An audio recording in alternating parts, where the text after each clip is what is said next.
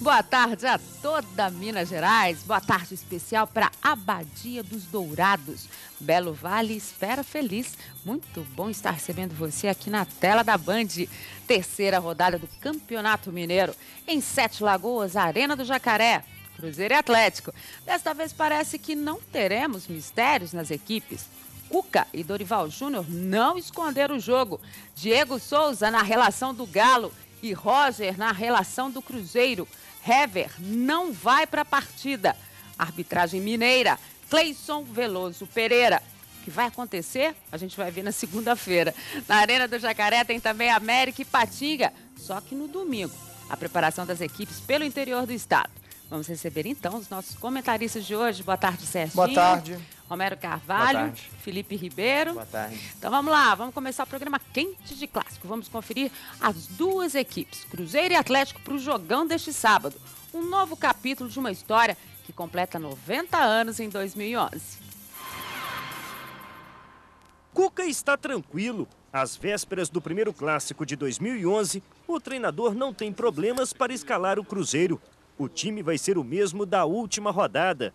Pablo permanece na lateral direita, Leandro Guerreiro no meio-campo e o Wellington Paulista no ataque. A escalação já é bem conhecida pelos torcedores.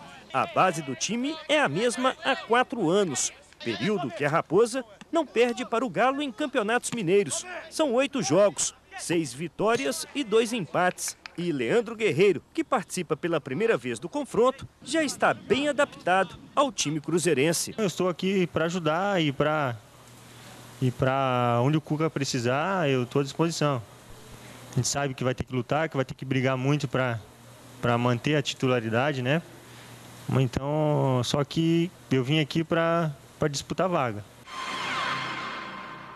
Aqui no Atlético, Dorival Júnior também já tem o time titular definido. A novidade é o zagueiro Leonardo Silva. Ele vai estrear pelo Galo justamente contra o ex-clube. Leonardo Silva substitui o capitão Hever, vetado pelo departamento médico. O ex-cruzeirense teve a estreia antecipada por Dorival Júnior. Depois de 8 meses, se recuperando de uma cirurgia no joelho, Leonardo Silva entra para reforçar o sistema defensivo. A grande preocupação do treinador atleticano. No meio-campo, ele já não conta com Richarlison, suspenso. Na lateral direita, Patrick até se recuperou de uma torção no tornozelo, mas ficou em campo apenas 5 minutos e sentiu uma lesão muscular. A única alternativa de Dorival Júnior é improvisar o volante Jackson na lateral. E apesar de tantos problemas, o Galo ainda chega confiante pelo bom início de temporada. Nosso começo, em relação aos anos anteriores, a equipe começou diferente, né, com um treinador diferente, um grupo diferente e com uma expectativa diferente, né? Então acho que o nosso início, eu tenho certeza que dessa vez acho que tá na frente, está prevalecendo nós Atlético aqui. Antes nós falamos dos times titulares que já estão definidos. Eu acho que na semana não teve mistério, não teve nenhum tipo de história que envolvesse as duas equipes. A grande expectativa era para a divulgação da lista dos relacionados, aí sim alternativas que essas equipes pudessem ter para estar mudando taticamente uma situação de jogo numa partida tão importante como essa em termos de rivalidade, porque é só a terceira rodada do Campeonato Mineiro. Começando pelo Atlético, a presença do Diego Souza na relação era um questionamento muito grande da torcida. Ontem eu recebi várias mensagens. Por que o Diego Souza não está sendo relacionado? Será que existe algum problema? E o Dorival sempre dizia, não, é uma questão física, não, ele vai estar melhor para poder ser relacionado. E o próprio retorno do Jobson, que não foi relacionado para o último confronto, está também nessa relação do Atlético. Opções bem interessantes. Ele tem um banco bem mais encorpado, né? Sem dúvida, né? Sem dúvida que o Dorival Júnior hoje tem um leque maior de opções. E mesmo a gente tem que frisar o que o Tardelli falou. Esse ano o Atlético começa bem melhor. Começa bem melhor, com mais qualidade. A gente sabe, espera-se mais alguma coisa do Atlético para esse ano. O ano passado, o Atlético contratou também. Só que as contratações que o Atlético fez não são do mesmo nível. Muito nome e pouco futebol. Exatamente, não são do mesmo nível que o Atlético fez esse ano. Então, gente, a torcida tem que esperar, vai esperar sim. A lateral direita ali é aquele grande problema do Dorival. Vai ter que colocar um menino que jogou uma vez só, entrou como titular uma vez só, o Jackson. Então, tem problema, sim, na lateral direita. O meio de campo, vocês vão ver aí, depois que a Dimara der a escalação, o meio de campo é um meio de campo conhecido. Mesmo o Atlético contratando, o Atlético só vai usar o Leonardo Silva no lugar do Hever e o Magno Alves na frente. Agora, Romero, a presença do Diego Souza tem um significado especial para o torcedor, né, que estava questionando tanto e quer ver como que ele vai estar reagindo, e a gente que acompanhou, o Felipe também que acompanha o dia a dia, os jogos, treinos e tudo, o Diego Souza tem feito uma diferença, assim como tem feito o Mancini. Quer dizer, são duas opções de segunda etapa e que o Dorival pode, sim, taticamente mudar a história. O torcedor do Atlético tem que ter um pouco mais de paciência, né? São jogadores que ainda não estão na sua forma física ideal, por isso estão no banco do Atlético. Não é que o Atlético tenha um time titular agora no terceiro jogo do ano e já vai ficar com esse time até o final da temporada. O Serginho falou uma coisa interessante, que os jogadores que chegaram esse ano têm mais qualidade. E tem um outro detalhe, chegaram no início da temporada e não já com o Campeonato Brasileiro em andamento, que faz toda a diferença. O pessoal fez pré-temporada. Né, Romero? Sim. Luiz Eduardo. Luiz Eduardo. Indicação do Dorival. Isso, que não foi apresentado ontem, mas deve ser apresentado. Vai compor o elenco ali no lugar. Compor, a gente espera que ele até seja titular, depende da força que ele tem. Né? Depende dele, né? A gente sempre fala isso aqui, não é nenhuma perseguição com ele. É pelos nomes que o Atlético tem para jogar naquele setor, ele entra como opção de banco, a princípio. Mas o Atlético, ele de todos os problemas que o Dorival tem, realmente o que preocupa ele é esse da lateral direita. O Atlético não conseguiu achar um bom nome para esse setor. O Patrick chegou, mas teve essa contusão e também não é esse jogador que chega para ocupar essa posição em definitivo. Porém, é uma posição carente do futebol brasileiro hoje. Também a gente tem que entender isso. O mercado não oferece grandes opções para as laterais, hoje as duas laterais. O Brasil não está formando grandes laterais, porque o rapaz se destaca na lateral e vai para o meio, porque tem uma carência no meio. Então, o cara que já tem um pouco mais de habilidade ali, já é deslocado imediatamente para jogar ali. Quando vai para a Europa, por exemplo, se torna ala e aí definitivamente deixa de ser lateral, como é o caso do Mancini, o caso do Marcelo no Real Madrid e outros jogadores. Então é uma lacuna que tem no elenco do Atlético. Então ele jogando com o Jackson, tentando segurar um pouco mais esse setor, vai tentar liberar outros jogadores do meio de campo para poder fazer essa função. Agora, Felipe, você que está lá no dia a dia, acompanha todos esses treinamentos, os coletivos, já era esperada essa presença do Diego Souza efetivamente nessa relação, né? Talvez ficasse uma interrogação na questão do Jobson, que ao mesmo tempo que eles dizem que é técnico, eu acho que tem uma condição disciplinar aí também, né? O fato dele ter ficado fora da última relação. Então, acho que não tem muita surpresa para quem acompanha o dia a dia, né? Com certeza, Dimara. O Dorival Júnior foi bem claro, né? Eu não quero o Diego Souza para um jogo apenas, eu quero o Diego Souza para a temporada inteira. Então eu preciso fazer um trabalho específico com ele, até porque a gente se conhece, sabe que o Diego é um jogador que precisa estar muito bem fisicamente para poder render aquilo que ele sabe, como foi pelo Palmeiras em 2009, quando ele foi o craque do Brasileirão. Então agora a gente acha que dentro desse trabalho minucioso que foi feito pela comissão técnica do Galo, que chegou realmente o momento do Diego pelo menos ir no banco, depois na outra partida já joga um pouco mais, na outra vira titular, porque a gente não tem dúvida de que ele será titular nesse time do Atlético. O Mancini também é outro jogador que passa por um processo parecido, também tem potencial e vai acabar sendo aí, os dois, né, vão acabar sendo os dois meias nesse time do Atlético. Tem a opção também do Jobson, né, mais um atacante no banco, quer dizer, o Atlético tem hoje 3 jogadores no banco que eram, pelo menos na teoria, considerados titulares para esse começo de temporada. Então vai um time mais forte. Com relação à lateral direita, né, Dimara? O Romero até falou bem ali que é uma posição que acaba gerando improvisações. O clássico em si vai ter as duas laterais direitas com improvisações. É o clássico, né? Da lateral direita. O Pablo pela direita no Cruzeiro também não é um jogador da função. A gente viu que até ele jogou bem como volante, né, na estreia. Mas como o lateral deixou um pouco a desejar. O Jackson vai ter o primeiro contato dele como lateral direito, nunca foi na vida. A gente sabe que é um jogador de um meia, muito mais ofensivo, então não sei o que o Dorival Júnior vai fazer para poder... Você não acha, e você acompanhou isso, que ele vai, mesmo quando sair essa definição, ele vai pela lateral, que ele vai alternar com o Serginho por ali? Que vai haver, se o Dorival sentir que a situação não está indo bem, e principalmente que a gente sabe que o clássico tem um peso emocional, né? Quer dizer, ele sentir que ele está mais ressentido um pouco, ele pode fazer com que o Serginho faça a inversão ali? Eu acredito sim nisso. É uma possibilidade. Ele vai sim mesclar ali, né? Uma hora o Serginho, outra hora está o Jackson, um cobrindo o outro, uma hora o Zé Luiz, principalmente, vai ficar como cão de guarda ali da defesa nessa partida, né?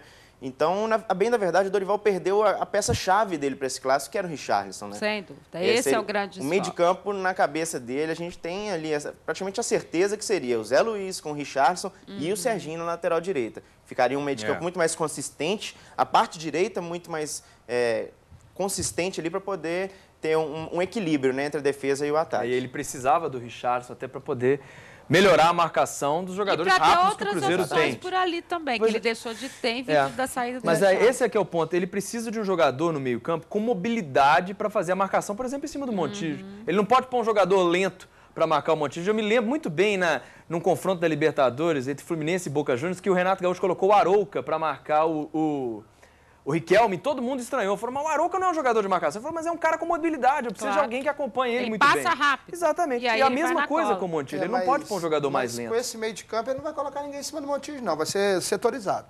Ele vai ser setorizado. Pelo que está parecendo, ali, lá na frente vai ter o combatezinho. Mas na hora ele não que podia ter o Jackson no meio de campo. Na hora que entrar no campo do adversário, no campo do Atlético, aí cada um vai pegar um Montijo ali. Tá me parecendo que é o último clássico lá em Uberlândia até que funcionou bem. A dupla Zé Luiz e Serginho, né? Os dois anularam bem o Montijo. Então, pegando ali, cada setor um pegava. Então, ele deve fazer isso de novo. Funcionou bem. Ele deve fazer isso de novo. Daqui a pouco a gente vai falar mais do Atlético, até porque eu quero perguntar para o Felipe se ele consegue responder uma pergunta que a gente está recebendo direto. O que está acontecendo com o Toró? Por que Toró não aparece nessa relação? E o zagueiro Vitorino, este não estará no clássico. O pagamento da primeira parcela à Universidade do Chile foi efetuado, mas não há tempo da regularização para sábado. Não, Libertadores, seguramente ele estará em condição já a partir de amanhã. Se o jogo fosse domingo, ele estaria em condição. Mas como é sábado, não há as 48 horas previstas, então contra o Atlético ele está fora. E seguramente estará inscrito na segunda-feira entre os 25 para a Copa Libertadores da América. E já à disposição do Cuca, se ele quiser, para o jogo contra o Estudiantes, quarta-feira que vem.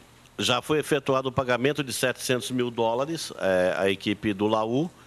E amanhã seguem as garantias bancárias e em contrapartida vem a transferência do jogador. É uma coisa automática, simples, mas não houve as 48 horas. E não haverá as 48 horas de prazo para que ele possa jogar.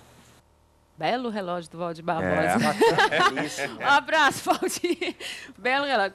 Na questão do Vitorino, quer dizer, foi efetuado o pagamento, mas, obviamente, como nós dissemos aqui ontem, a regularização, a documentação teria que ter chegado até ontem para que houvesse o tempo hábil para a regularização para o clássico. E nem acho também que era essa sangria desatada para ele fazer essa estreia. Não existe problema em termos de zaga no Cruzeiro nesse momento. Talvez pudesse ser um teste aí já para o jogo da Libertadores, mas, de qualquer forma, ele vai estar apto para a Libertadores, como garantiu o Valdir.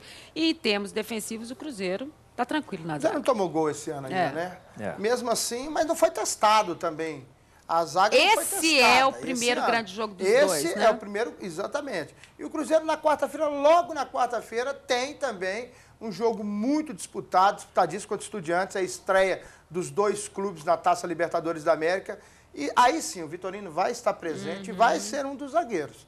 Creio que o Gil deve sair e o Léo vai fazer a zaga com o Vitorino. O Cruzeiro precisa, não tomou gol, Dimar, mas a zaga ainda anda falhando muito, principalmente nas bolas altas na área, as bolas alçadas. Quando o Fábio não sai, ele tem que fazer um milagre. Nos dois, né? No Cruzeiro, Natália, é um desespero quando vem a bola alta. Ele tem que fazer um milagre.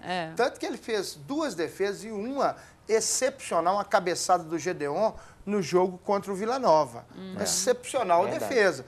Mas agora, segundo o Flávio, isso que ajudou a acertar a prorrogação do contrato dele rápido. Mesmo que eles estavam conversando, isso aí definiu a prorrogação. E hoje tive uma informação que o Fábio está super feliz. Ele está muito Falaram feliz. Quanto ele estava ganhando, eu não vou divulgar, porque não... E a pessoa que fez o contrato com o Zezé, encontrei com ela hoje, conversamos e ela falou que o Fábio está super feliz, vai encerrar a carreira no Cruzeiro e depois quer ser diretor do Cruzeiro, até comprou cota do Cruzeiro para ficar em Belo Horizonte. Tal aquela identificação que ele teve com a torcida e com a diretoria, com a cidade, com tudo. Agora, ele quer ter uma história no Cruzeiro. Eu queria aproveitar que o Valdir falou do Vitorino, para a gente entrar num assunto, que é a questão da venda antecipada. Ontem fechou com um pouco mais de 5 mil, né? O pessoal perguntando, tá baixo, tá baixo. Vamos levantar o seguinte, você paga R$50 no Clássico, já que é torcida única. 40 no Clássico e 50 na Libertadores. Gente, R$90, dia 11. Dimara, não só isso. Para o torcedor de Belo Horizonte tem um deslocamento... Mas é só para o torcedor, né, do Cruzeiro, pois né? Não, específico. o que eu quero dizer é o seguinte, para o torcedor de Belo Horizonte ainda não é só o ingresso. Tem um deslocamento até Sete Lagoas. É verdade. Que é dispendioso. O cara não vai para o estádio e não consome nada. Tem o consumo dele no estádio. Água, R$3, tá bom? Se for com um filho, calorão então, daquele. Filho, toda hora. Família. Você Exatamente. Não sai por mais de R$100. Você não vai sozinho Não até vai Sete sozinho. Lagoas. Eu escrevi uma matéria sobre isso ontem. O futebol de alto nível hoje está muito caro. É. Muito caro. São clássicos, são jogos importantíssimos, mas é caro. Caro assim, caro para o nível salarial do brasileiro hoje. E que mais, a maioria ganha um salário mínimo, gente. E um outro detalhe, o estádio não oferece o conforto que eles estão cobrando. O estádio Sete Lagoas ficou ótimo, não vou criticar o estádio, eu acho que ele é bem gostoso de assistir o jogo, próximo ao jogador, cadeiras confortáveis. Agora, não é um estádio inglês, que lá o cara cobra 50 libras e ok. Lá. Não tem esse nível de conforto para você chegar, estacionamento, saída. Tudo é muito complicado. Você chegar no estádio não é tão simples em dia de jogos com público um pouco maior. Você sair do estádio também é complicado. Aí você tem que enfrentar aquela estrada que não é tão impressionantemente boa assim para você fazer ela à noite. O Romero, que não é esse que está falando, é o que está falando aqui no meu ponto, está lembrando, porque ele vai lá na arquibancada. Ele o sol da muleira. Ele vai... Não, que tem muitos pontos no estádio em que o alambrado atrapalha o torcedor de estar visualizando a partida. Alguns amigos meus que estão indo, gente, falam, não está aguentando o sol. A gente até fica na cabine, a gente não sente tanto, mas sente o calor ainda, né? Vai lá para baixo fazer Agora vai reportagem, tomar você vê aquele que sol na delícia. muleira, né? Meu filho. E fica aqui até um registro com relação a essa questão do estádio, né, da comercialização de produtos dentro do estádio. Uma água mineral, gente, um copinho desse tamanho está sendo vendida a R$3 dentro do estádio. É isso. Dizem que eles vão diminuir, viu, Felipe, para o jogo. Mas aí R$2,99. a gente ouve essa reclamação da hora que a gente pisa no estádio até a hora que a gente vai embora. Porque aí o pessoal aproveita que está fazendo esse calor danado esses dias, que lá, como o Serginho disse, o sol bate na muleira mesmo. E aí aproveita para poder aumentar o preço também. Então é um absurdo, não se pode cobrar R$3 um copinho de água mineral. E sabe o que está acontecendo? Eu acho que os torcedores estão se dividindo. Porque você vê, para o jogo da Libertadores, 2.042 entradas foram vendidas.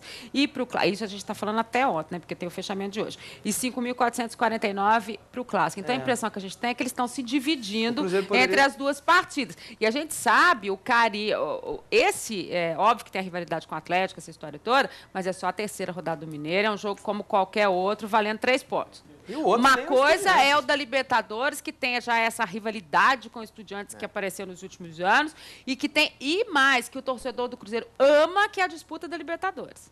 Claro. Né? Então Mas tem vai ser um esse jogo ingrediente. Que vai ser ainda mais difícil para o torcedor Muito comparecer, difícil. porque é meio de semana, é um jogo muito o tarde. Dele. O preço é um pouco até maior, é R$50, parece, né, para Libertadores. R$50. Então aí é um fator que dificulta ainda mais a presença do torcedor. Numa quarta-feira, você com sua família vai gastar R$150 para ir ver um jogo de futebol. Não é brincadeira família, isso. você Chegar em botou casa filho 2 só, horas né? da manhã. Coloquei você e o filho, ou marido e esposa. Geralmente, e quando você fala em estádio, você pensa em família.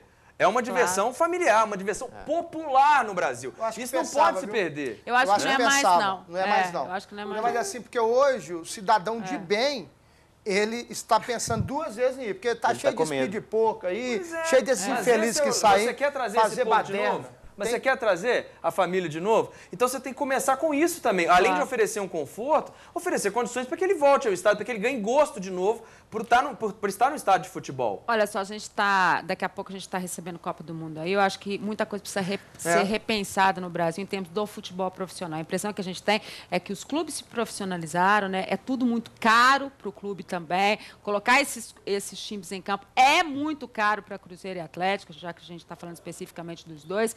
Então, muita coisa precisa ser repensada nessa história do futebol. Vamos conferir, então, aqui os jogos e a classificação do Mineiro, que nesse final de semana apresenta aí a sua terceira rodada. Vamos dar uma geral aí nos jogos. Então, a liderança é do Guarani de Divinópolis, o pessoal de Divinópolis super feliz com essa liderança. O Atlético vem na segunda posição com 6, o Cruzeiro também tem 6 pontos, a diferença ali nos critérios de desempate. O América de Teófilo Otoni com 4, o América já é o quinto com 4 pontos, o América tem que abrir o olho, o Funorte é o sexto. Aí na classificação vão virar a página e aparece o Vila Nova com 1 ponto, Uberaba também 1, Democrata de Valadares 1, Tupi também 1, Ipatinga e Caldense também 1 ponto, lembrando que caem os 2 últimos, por isso que o Ipatinga e a Caldense estão ali de vermelhinho. Ipatinga que vai ser o adversário do América, jogo no domingo na Arena do Jacaré. Então a rodada apresenta Cruzeiro e Atlético, Tupi e Democrata, América de Teófilo Otoni e Caldense, o Funorte e o Vila Nova, o América e Ipatinga, Guarani e Uberaba. Esses são os jogos da terceira rodada do Campeonato Mineiro. Valendo destaque para esse América e Ipatinga, que acontece no sábado na Arena do Jacaré. Muita gente de olho nessa reabilitação do Ipatinga. O América tentando mais uma vitória, ele que estreou com empate, né? Depois venceu a Caldense e agora volta a jogar depois desse tempão, desde o jogo com a Caldense, contra o Ipatinga na Arena do Jacaré. Será que o América vai ter dificuldade? O América, a gente espera que tenha sim, porque senão o Ipatinga vai dando adeus. Adeus, Ipatinga. Agora, ali você não sabe o que você faz. A gente não sabe, porque o Ipatinga perde a primeira, toma uma goleada do Guarani, empata a segunda dentro de casa, com o Funorte, né? Isso. Agora, interessante também, o América Teófilo Otoni, que joga a primeira dentro de casa, né? Empatou uma e ganhou outra, ganhou do Uberaba. 5-3 do Uberaba. Ganhou do Uberaba, fora de casa, e empatou com o Democrata de Valadares, fora de casa também. Agora, é um jogo interessante também, por causa do calor, o jogo vai ser no sábado, vai ser às 8h30 da noite. É até interessante para preservar o atleta, gente, isso é importante. E a Caldense joga desesperada. Se o América Teófilo Otoni ganhar, fica no páreo até para classificação. E se a Caldense perder, é um sério candidato ao rebaixamento. Aí vocês pegam e falam assim, pô, Serginho, na terceira rodada... Mas é porque tá é muito rápido, só vão classificar são 11 rodadas, gente. É muito rápido, são 11 se deixar rodadas. passar, já era. E uma tabelinha ingrata para a Caldense que pegou América e Cruzeiro. As duas primeiras rodadas. Mas se tiver que recuperar, tem que recuperar agora, porque os outros também vão enfrentar. Mas interessante também esse jogo do Guarani, que surpreende nesse início de campeonato. Primeiro pela goleada em cima do Ipatinga, 5-0, mas que a gente esperasse uma vitória do Guarani, não nesse nível. E enfrenta um Uberaba que era considerado um dos times candidatos a estar na semifinal, campeão da Taça Minas Gerais, um time que fez até um bom campeonato brasileiro ano passado, então se esperava um pouco mais do Uberaba, que ainda não vem mostrando esse campeão futebol. da Taça Minas Gerais, o Guarani, está classificado. O Guarani tem grande chance de chegar aí a 9 pontos, né? Nos 3 primeiros jogos. Porque, e já praticamente garantiu a chegada. O Uberaba vem de uma derrota dentro de casa, tinha empatado com a América na estreia, mas depois perdeu dentro de casa. Então, o Guarani, a gente sabe que é muito forte lá no Farião, tá com o time certinho, Zé Ângelo tá fazendo um belo trabalho lá. Eu e o Serginho até destacávamos, né, Serginho, outro dia o Luiz Fernando, que é um meia canhoto muito bom aí do Guarani. Então tem muita chance. Campeão da Taça São Paulo de Juniores pelo Cruzeiro, né?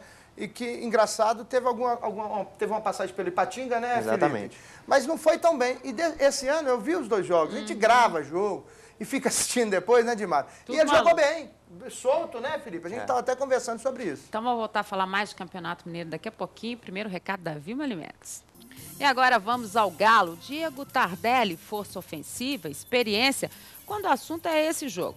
Tardelli já disputou 8 clássicos, venceu 2, marcou 3 gols, mas passou em branco nos últimos 6. Para melhorar o rendimento frente ao Cruzeiro, o jogador sabe que precisa controlar o emocional. Há 3 temporadas no Atlético, Diego Tardelli já é um veterano em clássicos e conhece bem o sabor especial do confronto contra o Cruzeiro. Sempre um clássico é especial, né? O clássico pode acontecer muita coisa. Eu, particularmente, eu fico muito ansioso.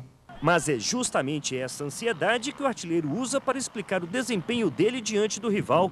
As atuações de Diego Tardelli em clássicos são sempre questionadas pelos torcedores. Isso acho que acaba me atrapalhando um pouco, né? Mas eu sempre procuro fazer a minha função dentro de campo, sempre procuro tentar resolver o jogo. Às vezes não dá, não sei quantos clássicos eu já joguei, mas acho que talvez não esteja no dia, mas acontece, não é sempre que que eu vou poder decidir um clássico. Acho que a minha função dentro do grupo é importantíssima, né? A cobrança da torcida para cima de Diego Tardelli é explicada pelo aproveitamento dele em clássicos. Em 8 jogos contra o Cruzeiro, Diego Tardelli só balançou a rede uma vez. Neste sábado, Diego Tardelli quer mudar essa história e viver um dia de Obina. Ano passado, o ex-companheiro de ataque marcou 3 gols na vitória de 4-3 em Uberlândia. E agora, Tardelli sonha em fazer pelo menos um e garantir a vitória para o Galo. Fazer a diferença no clássico, assim como fez o Obina no passado. Então a gente sempre passa aquele filme de coisas boas, né? Você decidindo um clássico, um gol seu. Então, para mim, né, eu queria passar um pouquinho do que o Obina passou no passado, né? Em poder fazer 3 gols no clássico ou fazer um gol de uma vitória para você ser lembrado. Para os companheiros, Diego Tardelli é peça fundamental no time e capaz, sim, de decidir a partida. Diego Tardelli é o nosso artilheiro, o nosso, se diz, carro forte, né? Aqui eu acho que do Atlético. Tem a responsabilidade imensa aqui para nós aqui jogadores.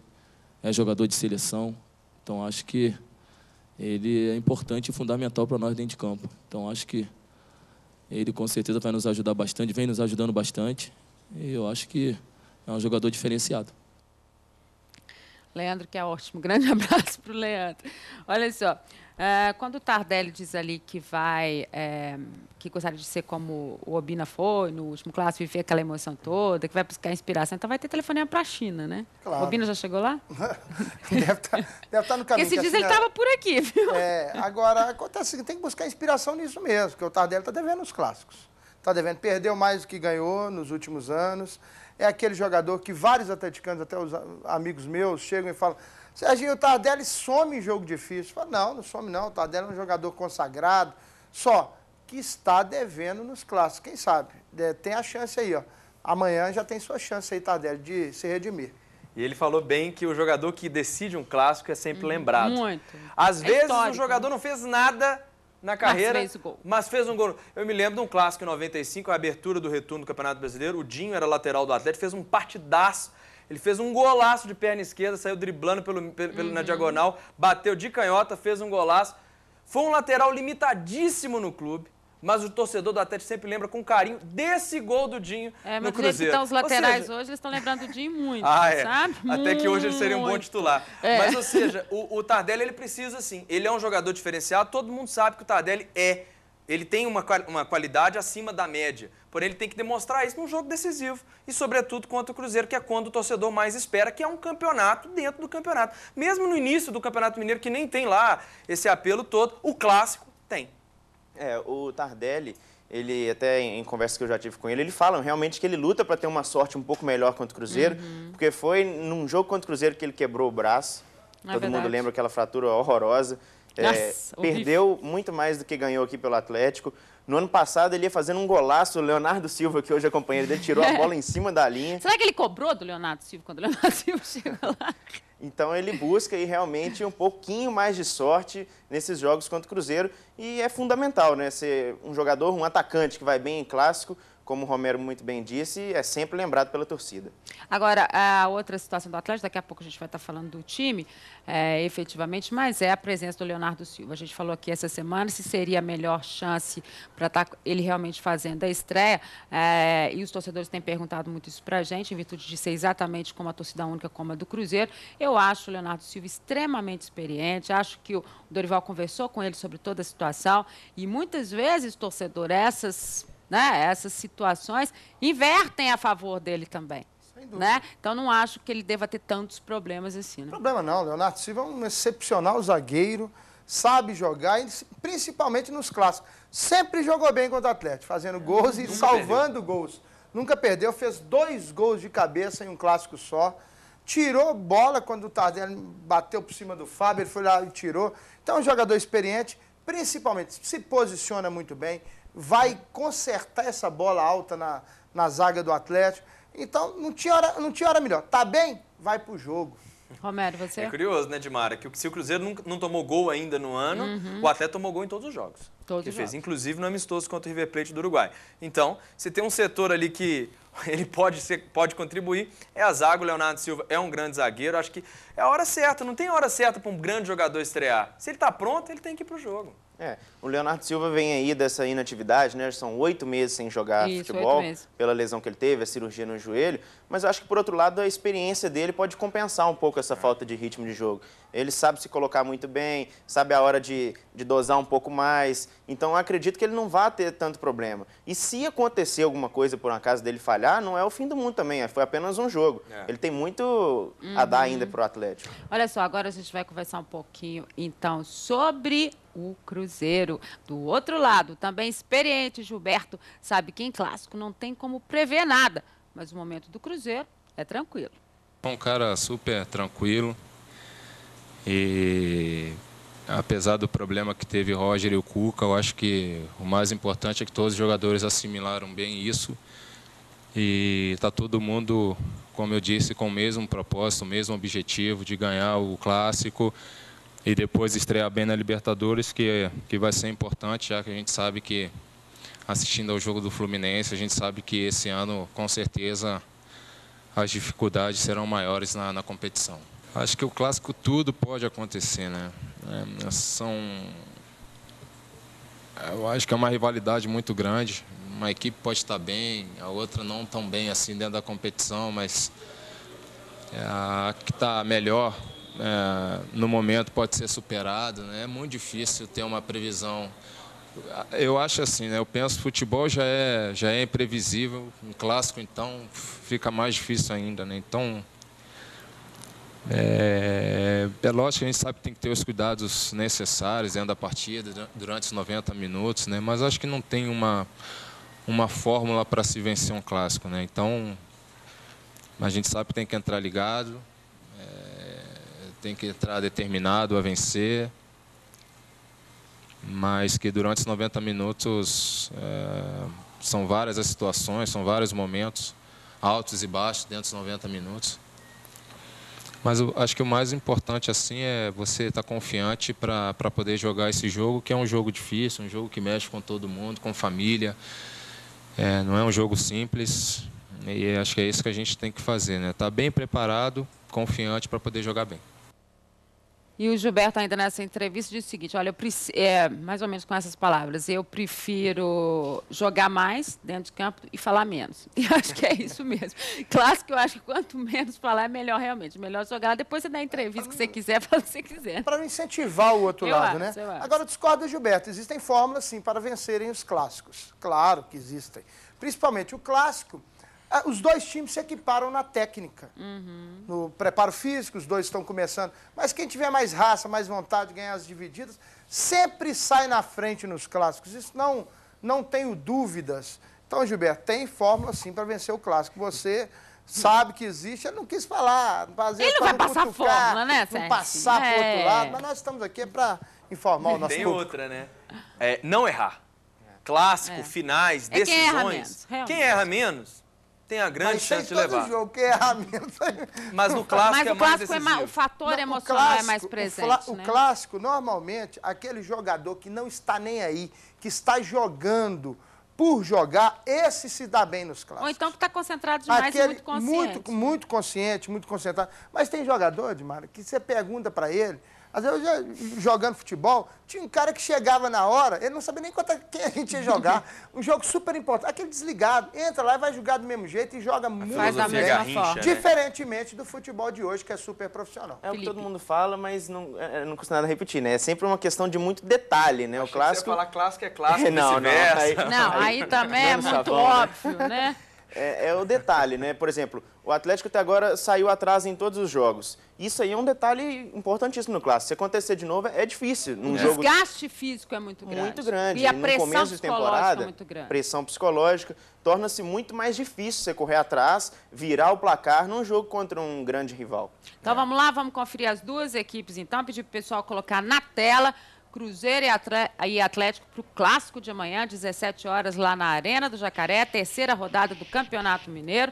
Jogo que acontece às 17 horas. Estão aí as equipes definidas. O Cruzeiro com o Fábio, o Pablo, o Léo, o Gil, o Diego Renan, o Leandro Guerreiro, o Henrique, o Montijo, o Gilberto, o Thiago Ribeiro e o Wellington Paulista. O Atlético de Renan Ribeiro, o Jackson, o Leonardo Silva, o Erley, o Leandro, o Zé Luiz, o Serginho, o Ricardinho, o Renan Oliveira. Na frente, o Diego Tardelli e o Magno Alves, os dois treinadores amigos, muito bacanas, foram super bem na temporada passada, Cuca e Dorival Júnior. A arbitragem, Cleison Veloso Pereira, arbitragem mineira, Márcio Eustáquio Santiago e o Elbert Costa Andrade, trio mineiro, então, para o clássico. Isso nós vamos ver na segunda-feira, se ninguém vai falar nada, né? Porque todo mundo concordou. Não, vai, né? Mas tem que dar chance, né, Dimar? Depois vem o Calil. Tem que dar chance. Tem que dar chance. Aí depois... Tem que dar chance, mas também não vai fazer escândalo lá na segunda-feira, né? Agora, se for mal, aí é só árbitro de fora, porque tinha até uma ata lá que colocaram, né? A torcida da arbitragem é sempre para passar despercebido, né? Se o árbitro não é notado, é sinal que foi bem. Mas, Odimar, é impressionante como é que os times são incrivelmente parecidos na forma de jogar. Inclusive na composição do meio de campo. Você tem o Serginho no Cruzeiro, você tem o Ricardinho no Atlético e um armador mais avançado, Montilho, Renan Oliveira. No Cruzeiro, não. Não, desculpa. Gilberto no Cruzeiro, você tem o Ricardinho no Atlético, você tem o Montilho e o Renan Oliveira, e você tem os dois volantes que sabem jogar, sabem sair pro jogo. Os times são muito parecidos, inclusive na improvisação da lateral direita. Né? Só que eu acho que o Atlético está mais desfalcado. Esse meio de campo, para mim, é um meio de campo reserva do talvez Atlético. com desfalques que nessa montagem da equipe vão ter mais significado. Exatamente. Mas tudo isso vai mostrar que amanhã vai ser um grande jogo. E, claro, você vai conferir tudo com a gente aqui na segunda-feira. Intervalo rapidinho, já a sequência do Minas Esporte. E aí tem um louco por futebol. Não sai daí, olho no Minas Esporte. Olho na Band. Agora o futebol internacional chegando na tela da Band. O louco por futebol.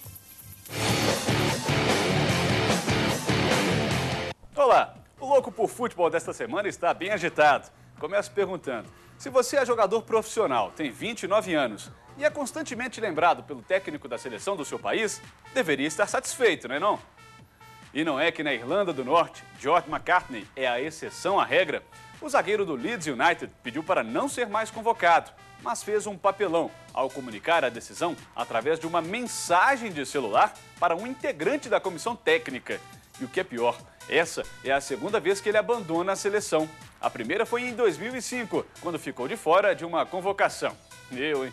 E se você fosse um ex-jogador renomado, campeão mundial por seu país e ídolo dos clubes por onde passou, pediria quanto para apoiar um país candidato a sediar a Copa do Mundo?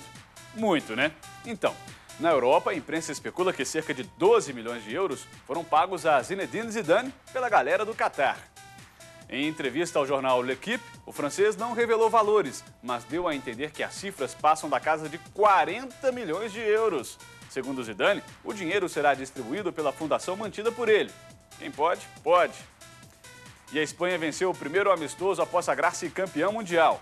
Desde o título na África do Sul, a Fúria foi goleada por Portugal, 4-0, empatou com o México em 1-1 e caiu diante da Argentina, 4-1. Só que na quarta-feira passada venceu a Colômbia por 1-0, no sufoco. O gol de Davi Silva só saiu aos 41 minutos do segundo tempo. E o campeonato inglês vai pegar fogo nesse final de semana. Tem o clássico Manchester United contra o Manchester City, em Old Trafford. Apesar de sofrerem a primeira derrota na rodada passada para o ameaçado Wolverhampton, os Red Devils lideram a competição com 54 pontos. São 5 de vantagem sobre os Citizens, que ainda tem um jogo disputado a mais. O duelo promete mesmo ser eletrizante, já que Berbatov e Tevez brigam em alto nível pela artilharia. Apenas um gol separa o búlgaro do argentino. E quem está de olho nesse jogão é o Arsenal, que na rodada passada perdeu a chance de encostar na liderança. Com 25 minutos do primeiro tempo, os Gunners venciam o Newcastle por 4-0 e fora de casa. Mas nos últimos 20 minutos de jogo, os Magpies protagonizaram uma das maiores reações da história do futebol. Empataram o jogo e, de forma heróica, evitaram a derrota diante da própria torcida. O Arsenal agora vai jogar em casa contra o Wolverhampton, aquele que quebrou a invencibilidade do Manchester United. E a Liga dos Campeões da Europa volta a ser disputada na próxima semana, com os jogos de ida das oitavas de final da competição. Na terça-feira, o Milan recebe a sensação Tottenham, enquanto o Valência joga em casa contra o Schalke 04. Na quarta-feira, a Roma entra em campo no Estádio Olímpico contra o Shakhtar Donetsk. E o destaque vai para o jogo Arsenal e Barcelona, em Londres. Os outros 4 jogos de ida serão realizados nos dias 22 e 23 de fevereiro.